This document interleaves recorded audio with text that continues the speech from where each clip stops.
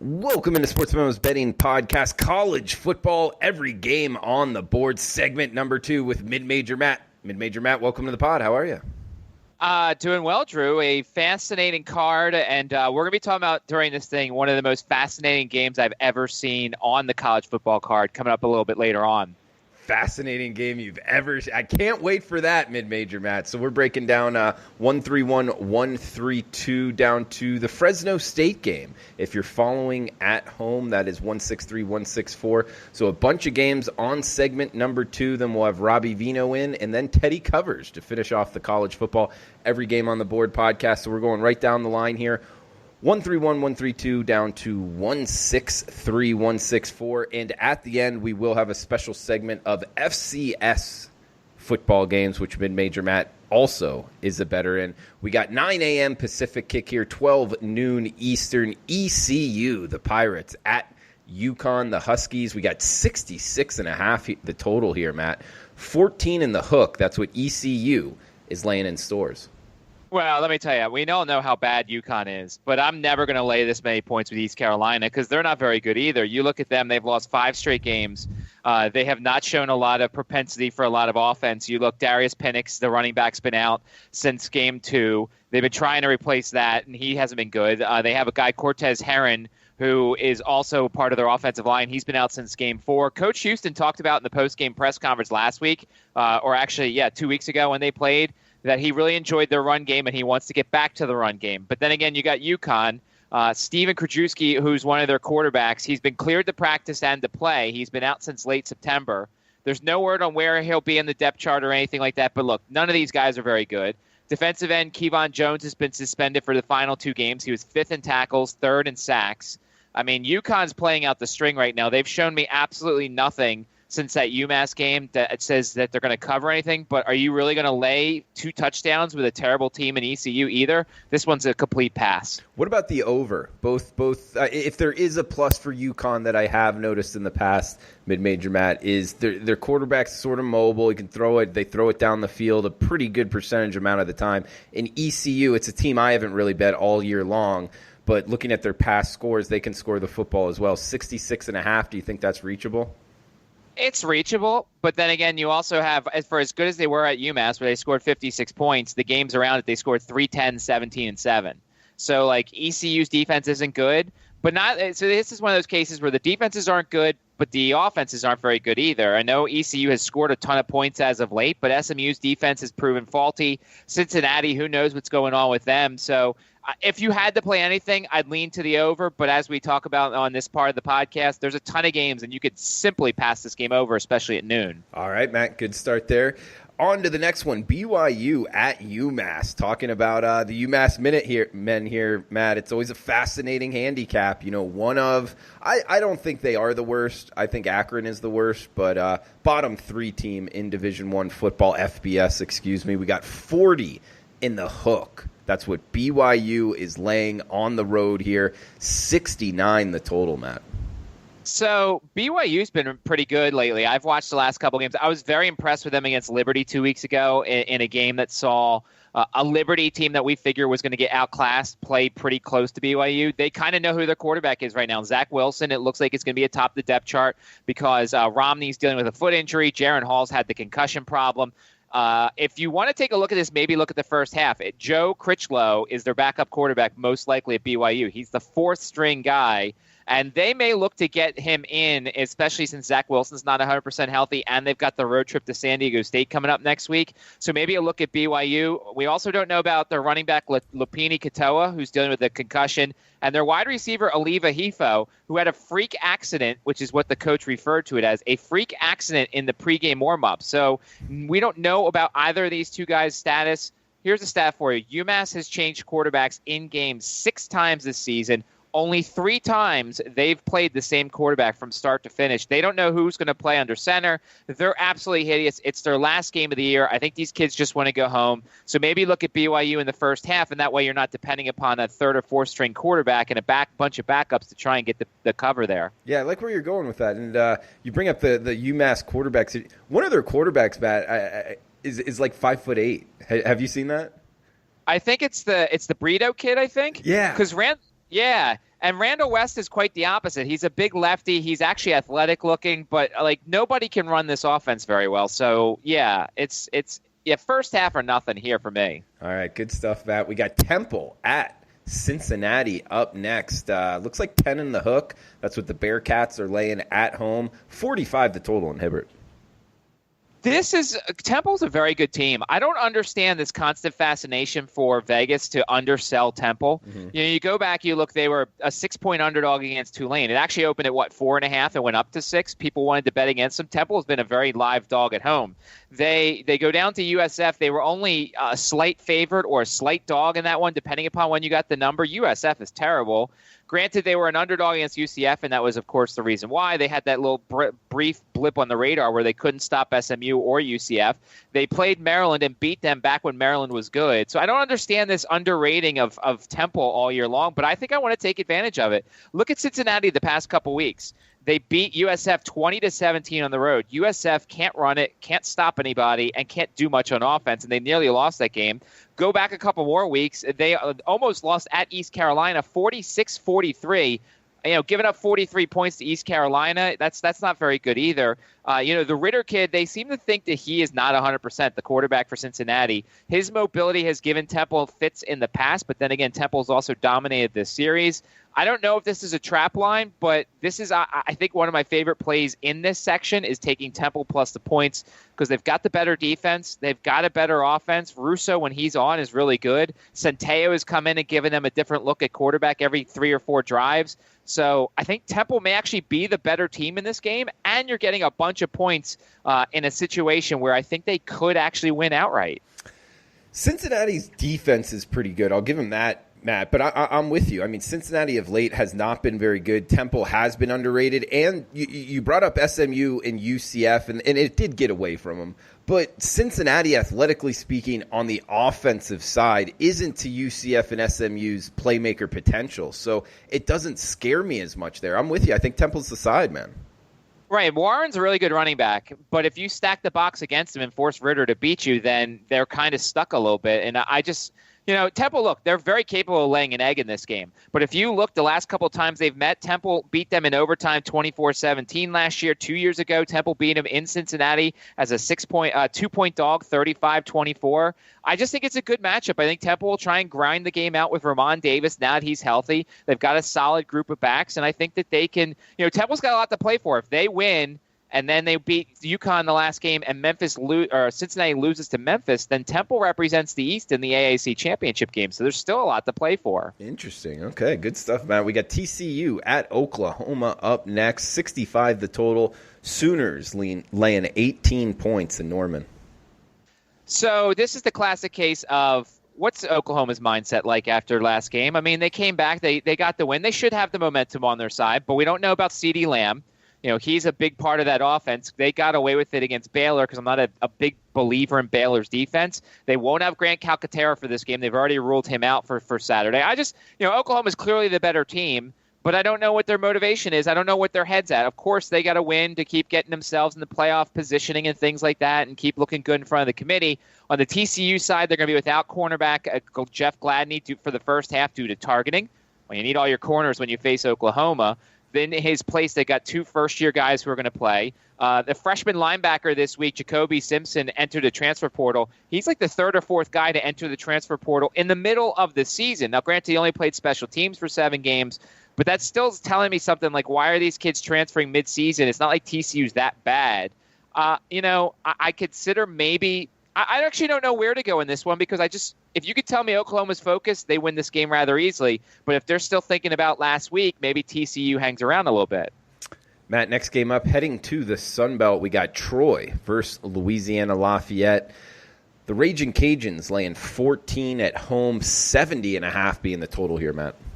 I feel like every game in conference in the Sun Belt goes over. I mean, like, these numbers are insane. There's a ton of 70s in these games and high 60s. But if you look, Troy's last couple games, 63-27, 49-28, 36-35, 52-33. Like, these numbers probably aren't high enough. Troy will have one of their offensive linemen back, Kirk Kelly.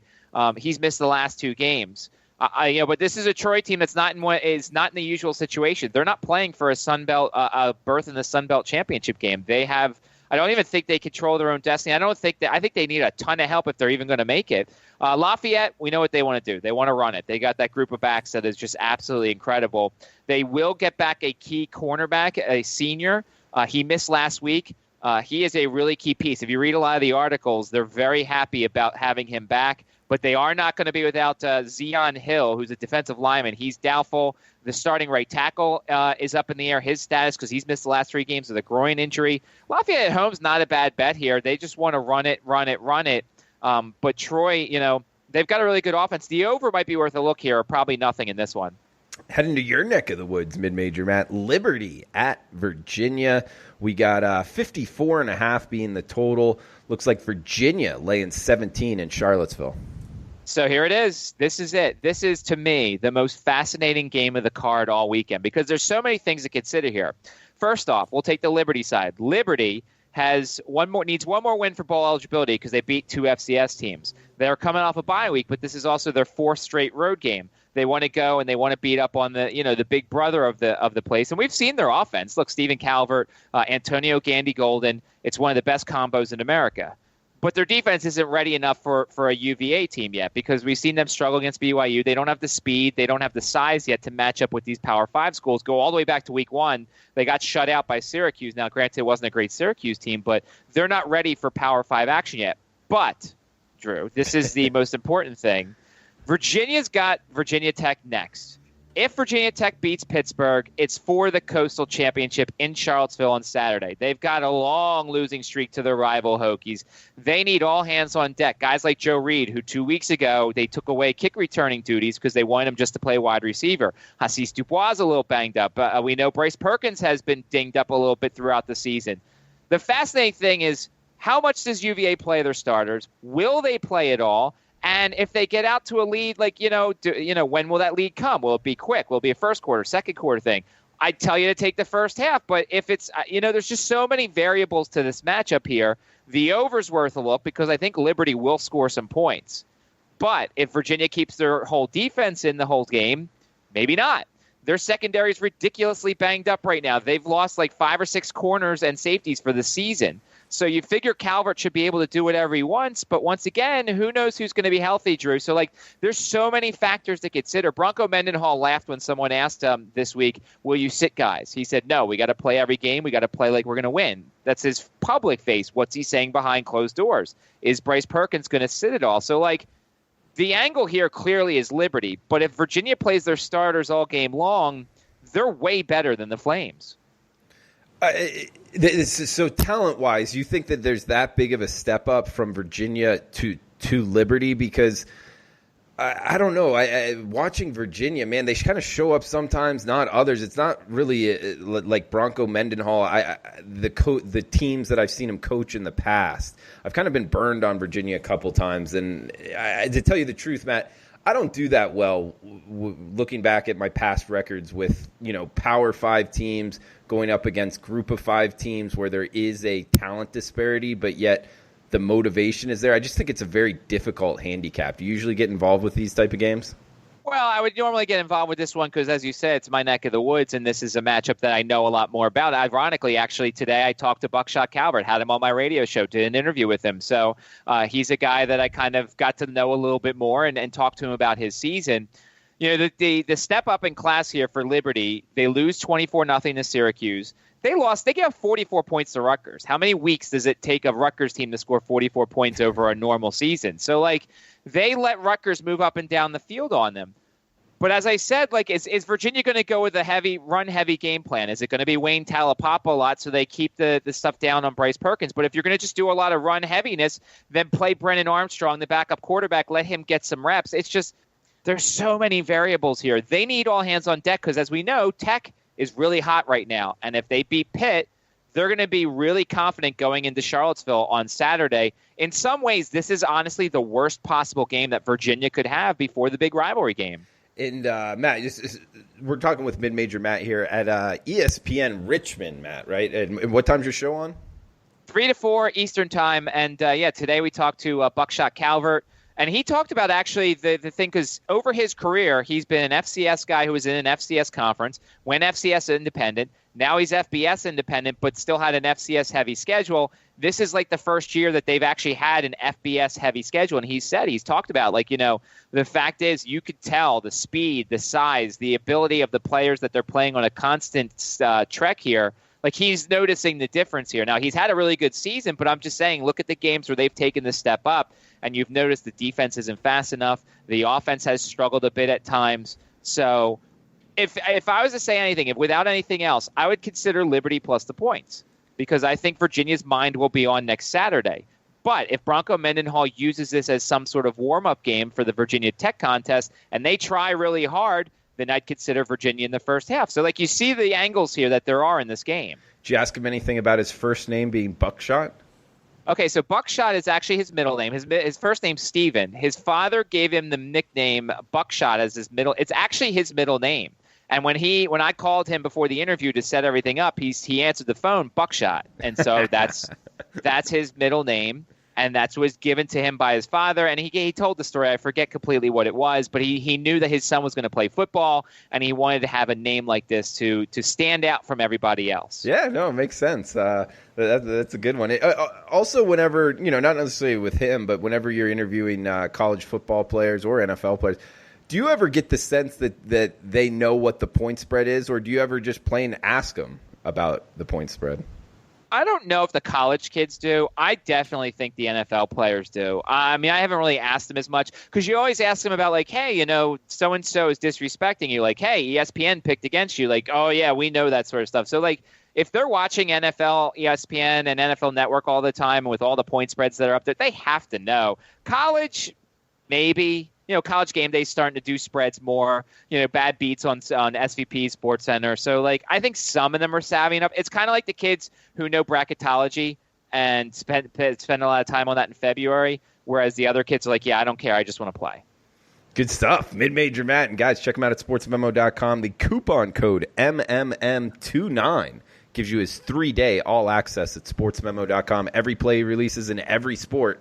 Now's the time to be getting on the all-access packages at sportsmemo.com, because it is college basketball going. Mid-Major Matt's off to a pretty good start in college hoops, knows it very well, college football as well, and NFL, using the coupon code MMM29. That's 3 M's, then numbers 2 and 9, just $29. Under $30 for his 3-day all-access pass, less than $10 a day. MMM29 at checkout. Illinois at Iowa up next, Matt. 15.5. That's what the Hawkeyes are laying in Iowa City. 46.5 the total here, Matt. So we all liked Iowa when they played Minnesota, because we thought that Minnesota was going to be hungover after their win against Penn State. So the question is Iowa going to be hungover after their big win over Minnesota? They're home, and it's Senior Day. Senior Day is always a weird thing, and I don't know what you do with regards to Senior Day, if you consider it all, how many seniors there are, how emotional it could get. The good news for Iowa is Brandon Smith was back at practice this week, and he is a big-time difference maker for this team. Another one of their corners, Michael Alajmudia, was also back at practice today.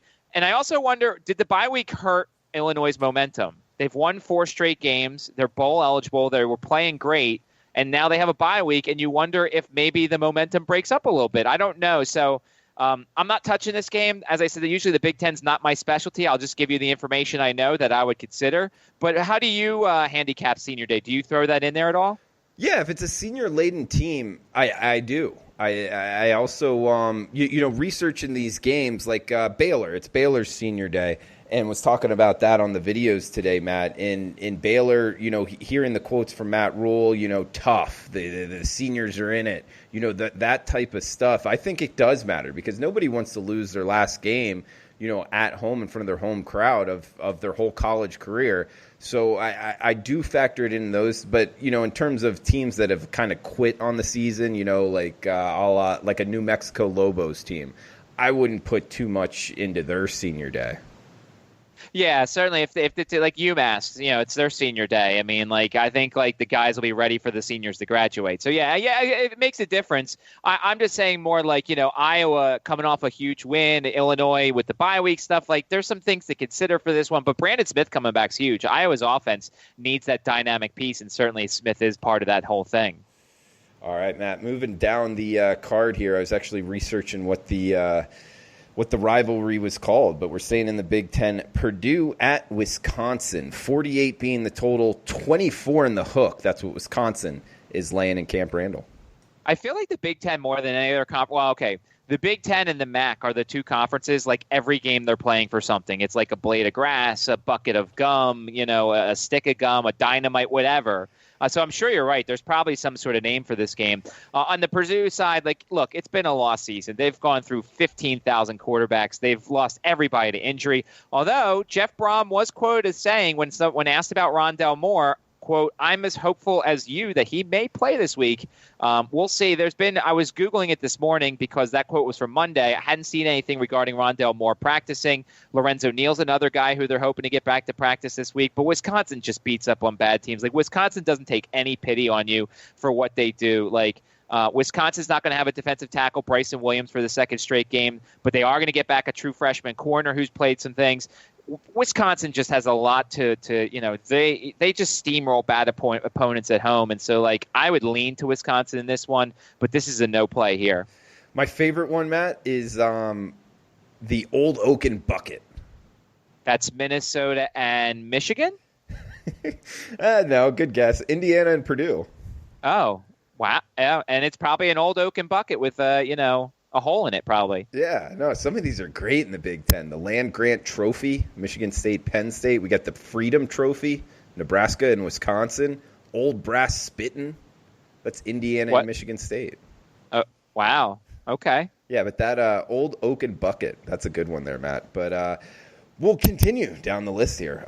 We got Kansas at Iowa State in the Big 12. Cyclones, 24.5 in Ames, 58.5 the total here, Matt.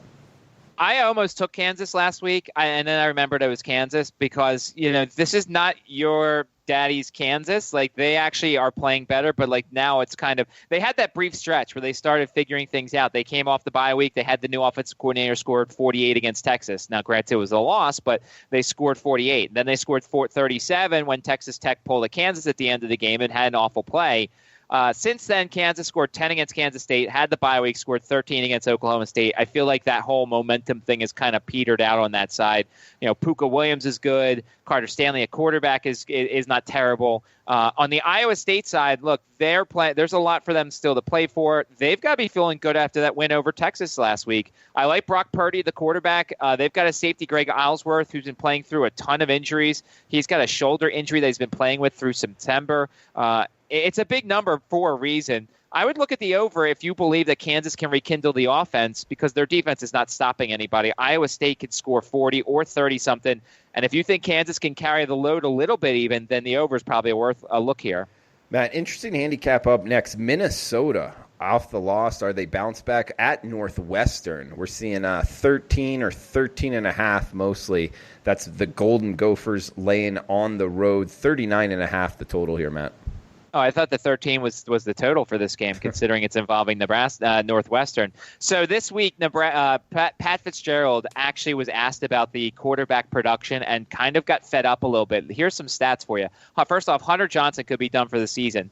Northwestern is dead last in passer rating, 80.2. The next team below them is 10 or 11 points above them. They average 4.3 yards per passing attempt. That's ridiculous. Oklahoma, I believe they said, averages 15 yards per passing attempt. Northwestern averages 4.3. We don't know who's going to be quarterback. Tanner Morgan is uncertain. He had a concussion last game. Zach Anixstad would have been the backup, but he's been out with the foot injury. You've got Jacob Clark or Cole Kramer who could get start, but they're also freshmen. And I was reading about how P.J. Fleck is trying to balance them with regards to the whole freshman rule in terms of playing them 4 games and allowing them to continue to redshirt. There's just a lot of question marks here. It feels like a sleepy situation. Now, it's hard to back Northwestern. They scored 45 points last week, but it took them a lot to get 45 points on Massachusetts. And so it's more of what you believe in. Do you believe Minnesota's going to be hung over? If so, take Northwestern. Do you think Minnesota's defense won't be hung over? If so, maybe you consider the under. Do you think Northwestern can muster up some offense? That's another reason why you would take Northwestern, because I can't lay that many points on the road with Minnesota, because if they're angry or if they're sad and hungover after losing last week, are you going to really trust them to go into a sleepy atmosphere at Northwestern and play motivated? No, it's a question mark for sure, but I mean, they still have everything in front of them in terms of like the Big Ten championship. You know, the biggest bowl of that I can ever remember Minnesota being in is still reachable. So going up against the Northwestern team that outside of UMass has really done nothing, I kind of see this number as a little short, mid-major Matt. I mean, it could be, and it's certainly. I if you believe that Minnesota won't be hungover, then yeah, I believe that you should take Minnesota because Northwestern can't score on anybody.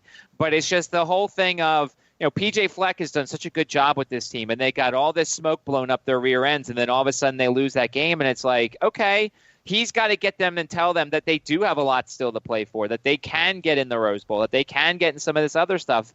But I don't know if he can or not, and that's my big question. That's why I wouldn't take Minnesota, me personally, but I can see why you would do it because you believe that they're going to be highly motivated still. Next two games up, mid-major Matt, heading to the Pac-12 for two teams that got their still alive for the national championship here. First one up, Oregon at Arizona State. We're seeing the Ducks laying 14 in Tempe, 52.5 the total, Matt. So Oregon's got a lot of injury issues, especially at wide receiver.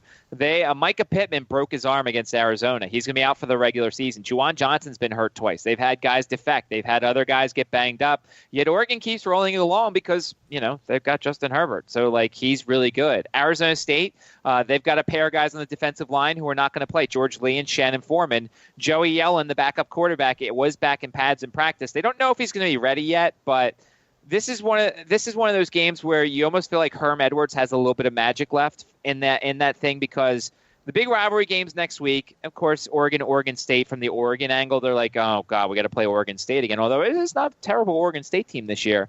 I just feel like Arizona State's got one last thing in them. The only thing is Jaden Daniels running out of steam a little bit because he is a freshman. Like, this is past how he would have played in high school. Is our team starting to figure him out? Are some of these close losses catching up to them? They lost by 1 last week at Oregon State. They lost by 5 to USC at home a couple weeks. They lost by 10 at UCLA. Are they starting to continue to play well? Are they really happy right now? Are they, one or two? Are they thinking we're 1 or 2 plays away and we're really good? Or are they thinking we're 1 or 2 plays away? Like, how are we going to screw this game up? So Arizona State at home, big atmosphere, big game. Oregon has to win. They have to impress the committee. Still, I think there's a chance that Arizona State makes things interesting on Saturday. And the other one here in the Pac-12, Utah at Arizona, 57 the total here, Matt. 22 in the hook. That's what the Utes are laying on the highway. We talk about dominance in college football as of late. We've talked about Clemson, how good they've been. We've talked about LSU. Look at what Utah's done the last month and a half. 52-7, 21-3, 35-0. There was the Washington game where they came back and won. And then after the bye week, 49-3 over UCLA. This defense has been ridiculous lately. They're getting an offense with the Moss kid, the Huntley. They're really good. It's hard to get in front of Utah right now. Arizona, the big question is, who is going to be the quarterback? Is it going to be Gunnell? They started Gunnell last week, and then Tate came in. And, so how are they going to rotate the 2 quarterbacks? But Arizona's offensive line, they played without 3 linemen last week, including 2 starters from the opening day. Looks like all 3 of those guys are doubtful. Another guy got hurt in the last game, and this is the wrong opponent to be able to have an offensive line issues because Utah's defense is ridiculous.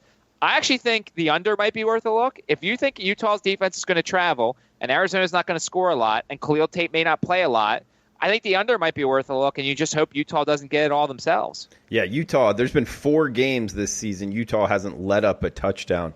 That defense is something else, like you said, Matt. I think the Utes overall are an underrated team. I have them circled on as a one-way team, and that's bet on. Heading to the Sun Belt up next, Matt. South Alabama at Georgia State.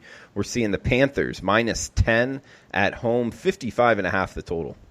I'm done with South Alabama, although they did cover for me against Texas State. I had that as a free play in arguably the worst game in college football.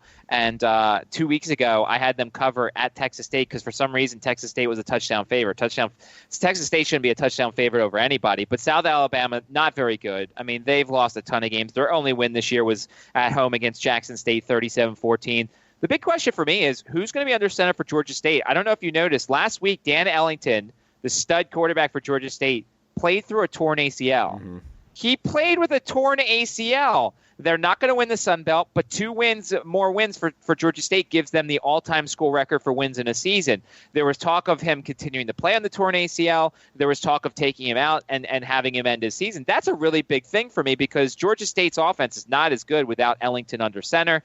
They've got a bunch of guys on defense who are hurt right now. So I would wait on this game. See if Ellington's under center. I think Ellington playing is a big boost for this whole team. They see this kid who's not getting paid right now. He's playing through a torn ACL. They're not going to win the Sun Belt, but I feel like they're getting some juice from him playing. So if you find out Friday or Saturday that he's playing, then I'd probably play them because South Alabama is atrocious. Yeah, and the backup is a freshman. I believe he just completed his first pass 2 games ago. So it is a big difference there at the quarterback position for Georgia State. Heading to the Pac-12.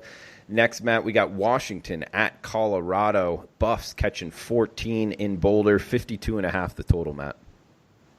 First off, these two teams need to be better about giving out the injuries. I didn't read anything I do a Google search on both these teams. I couldn't find very much. But Washington coming off the bye week, they have a lot of questions. The Eason kid has gotten a lot. So reading in some of the previews and things, there are a lot of people who are not sure about Jacob Eason as quarterback. I think he's been all right. I think there was a lot of expectations considering where he came from and considering when you look before the season, they had some starters back, but there were a lot of question marks still with this Washington offense. Colorado, they beat Stanford in their homecoming game 16-13, and then they had a bye. If they were playing right afterwards, I would have thought they would have laid an egg here because of how they won that game. This offense doesn't do a lot. Washington's defense is really good. I know it's like a hold your nose type of thing to take unders in the Pac-12, but if Colorado's defense can just play a little bit, I think Washington will keep Colorado out of the end zone for the most part. Maybe it's like a, 30-13 type game. If Colorado gets 2 touchdowns, I'd be very impressed. So I'd consider the under in this one. Matt, we got Texas State, the Bobcats, at App State here in the Sun Belt. We got the Mountaineers laying 29 in the Hook and Boone, 51 the total. App State's really good. And App State's playing for that Group of 5 New Year's Day Bowl. They have to win. They have to win big. And they've won, last week they went to Georgia State and they won 56-27. And this team has had a couple of shaky performances. Yes, they won at South Carolina. But then before that, they lost that game to Georgia Southern. Before that, they played a tight game somewhat against South Alabama. App State needs style points. They need sexy points. They need to win this game. They should win this game rather big. The Twyford kid for Texas State was hurt. He's banged up. It depends on who's quarterback at Texas State. If the Jensen kid's playing, he is a guy that makes a little bit of a difference. Tyler Vitt is terrible. I think App State wins this game big. I may consider App State first half. And then I would consider App State game because they have to get style points if they want to go on to New Year's Day.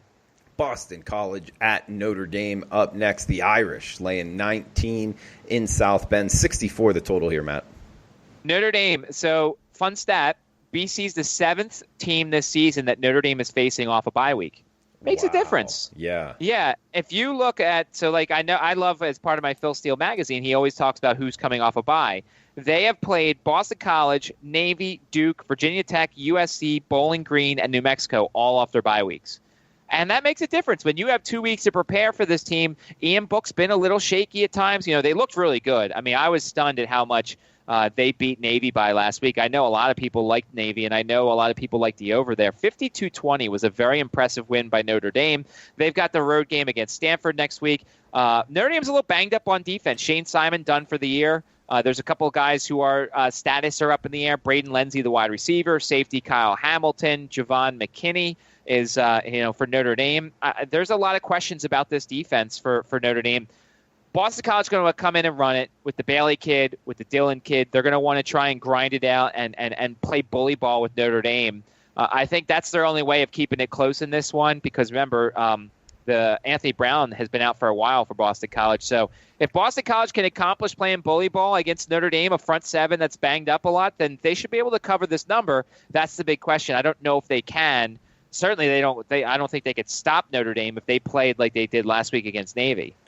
One game left here on the Every Game on the Board podcast. Also a special section up next.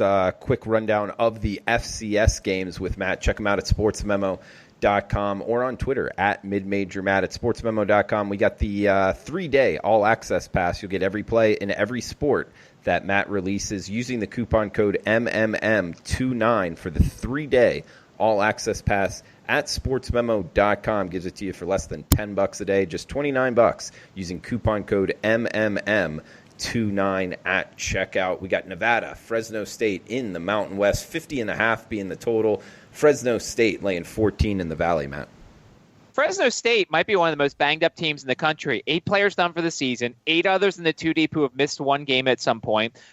Freshman wide receiver Jalen Cropper, who is 6th in receiving yards and also has been used as a rusher at times. They could be without him. 2 offensive linemen went down last week. Their status is being evaluated throughout the week, something to look at as we go along during the week. Fresno State has lost 2 straight, 3 of their last 4. 2 of those came at home against Colorado State and Utah State. Nevada actually has some momentum, but then they had the bye week. They won at San Diego State 17-13. They beat New Mexico 21-10. The bye week, once again, could kill the momentum here. I don't love giving out Nevada as the team here, but when they're playing better football, and you've got a Fresno State team who's ridiculously banged up, they've got all these injuries in all sorts of areas. I don't hate Nevada here, especially above 2 touchdowns if you can get the hook, and if it goes up even, maybe there's some sort of Fresno State steam for some reason. I don't know why there would be, but Nevada's playing better football right now. Fresno State's really banged up in certain places. They're really inconsistent. The home field advantage isn't that great. Nevada might be worth a look in that one. All right, Matt, let's get to the FCS games. What are we talking here? Like the Samfords and Auburns of the world, or FCS versus FCS? No. We're doing the 5 games involving the FCS and the FBS. Look, none of them are going to win outright. We know that. But you should at least have some information, know some things, who they played in FBS before, what's their record, what kind of style do they play, and could they, present some sort of issues for their opponent. Western Carolina. Do you have the lines in front of you? I do. They're only at one sports book right now, and it's an offshore sports book that I to tell you the truth, I don't like to say the name on the podcast just because I've personally had trouble with this sports book, and I've heard other people having trouble with this sports book. But there is lines out there. So yeah, seeing it around. And guys, coming to game day. On Saturday, there will be lines out on these games, possibly even on Friday at most books market-wide. We're seeing 57 as the total, 57 is what Alabama is laying, 61 being the total in this game. So it will be in that area come Friday or Saturday. The irony is it actually opened up, I think, at 67. Okay. And I thought that was crazy. And it got bet down because what's Alabama's motivation here? Like, how long do they play Mac Jones without Tua? And they're going to go through the motions. They're going to score probably every drive in the first half. Western Carolina's 3-8. They lost to NC State back on September 7th, 41-0. They've won 2 of their last 3. Last year they lost at UNC 49-26. I don't expect them to put up much of a fight, but the question is, how long are the starters going to play for Alabama? So maybe you look at Alabama first quarter, first half, and then you maybe hold your nose and take a shot with the Catamounts, hoping they're going to score, but they're not a good FCS team. But what's Alabama's motivation after what happened to Tua, not to bubble wrap all their superstars and kind of just get in and get out for a game like this? Yeah, there is questions. I don't know. They got the Iron Bowl on deck, and it looks to be a competitively priced Iron Bowl, Matt, seeing the numbers come out just at 1 right now. So are you looking to bet this game? I want to see what the numbers come out as when they come out more consistently, as you say, because sometimes different books have different numbers when they release them. They kind of see what happens with the one book, and then they make their own adjustments. I'd consider Alabama first quarter, and then I would potentially hold my nose and say take Western Carolina for the game, hope they get a field goal, hope they get 6 points, hope they stumble into a touchdown. Because after last week, Nick Saban may not play any of his studs whatsoever in this one. Yeah, good point there. We got Samford at Auburn. This one a 9 a.m. Pacific kick. That would be 11 a.m. local time. 64 being the total, 48.5 War Eagle laying in Jordan-Hare. Bulldogs are 5-6 in this season. They've played 10 total overtimes this season. They've played a 4, a 3, I think a couple 2s, and a 1. They beat Wofford and the Citadel, who are ranked teams, but they also got crushed at Furman 58-14. Once again, this is another one of those situations. The Tua thing could hang over a bunch of these teams. Like, there's still a lot for Auburn to play for. They've got the Iron Bowl next week. Does Bo Nix play more than a half? This is another one of those games where maybe you consider Auburn for the half. Maybe you consider the over because Samford can actually put up some points. Their defense isn't going to do very much in this one, but maybe you look at the over and Samford contributes to this one as Auburn just gets in and gets out and gets ready for the Iron Bowl. Tennessee Martin at Kentucky up next. Wildcats laying 29 in the hook, 43.5 being the total. UT Martin is 7-4 in the season. They lost to Florida at Florida 45-0 back on September 7th. They're actually 1-2 versus FCS top 25 teams. 7 teams have scored 20 points or more. 7 times they've scored 20 points or more this season. They can actually put up some points here. Their defense isn't very good. Kentucky's offense still working, although the Lynn Bowden thing's getting a little bit better. This one could be an over if you think that Kentucky's going to get to 30, because I think Tennessee Martin could score a couple touchdowns. Once again, Kentucky's got Louisville next week. They've got bigger fish to fry. I think that the over might be worth a look in this one, depending upon what the number is moving out to everybody else. Matt, next up we got Mercer. UNC got 39. That's what the Tar Heels are laying in Chapel Hill, 64.5 the total. The Bears are 4-7. They won their first 2 games of the season. They are 0-2 against the FCS top 25, and last year they lost to Memphis 66-14. North Carolina's got their rivalry game against NC State, but with all the close games, this feels like one of those flex your muscles types of games for UNC. I'd consider UNC first quarter, UNC first half, and UNC game. This feels like with everything that they've gone through, like they need to get out their frustrations with all these close games, and they probably pound Mercer to bits. If you get the first quarter and the first half, but you don't cover the game, you at least come out on top depending upon how much you wager in this one. So maybe look to jump on the heels early and then kind of put a sprinkle on the game, and then hope that they cover early on and you win those 2 bets. Just sprinkle it. We got Abilene Christian at Mississippi State up next, 57 being the total, 37. That's what the Bulldogs are laying in Starkville, Matt. Wildcats are 5-6. They lost week 1 to North Texas 51-31. 6 times this year they've scored 24 points or more.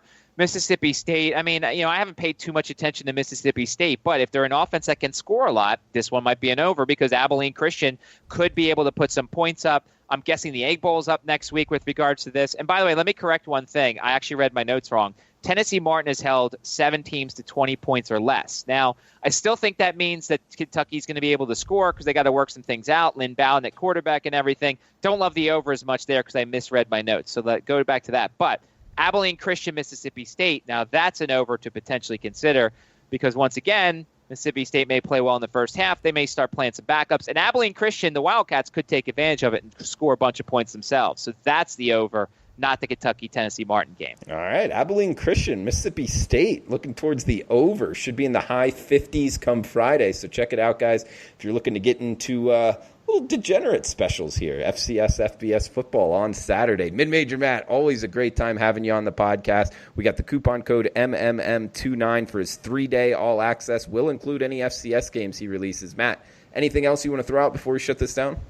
No, it's great. The only thing I would also consider, and we talked about it last week, the freshman thing. There are teams that have played for their freshmen 4 games already, so they're suddenly going to disappear if they want to keep their red shirt. Whereas there are other teams who have played their freshmen 2 or 3 games. They're going to insert them in. So, just try and read up a little bit on any game you do and any freshman that may or may not play because that may slightly affect your handicap depending upon what position they play. All right, Matt, great stuff. Best of luck with your bets. And, guys, we'll be right back with Robbie Vino.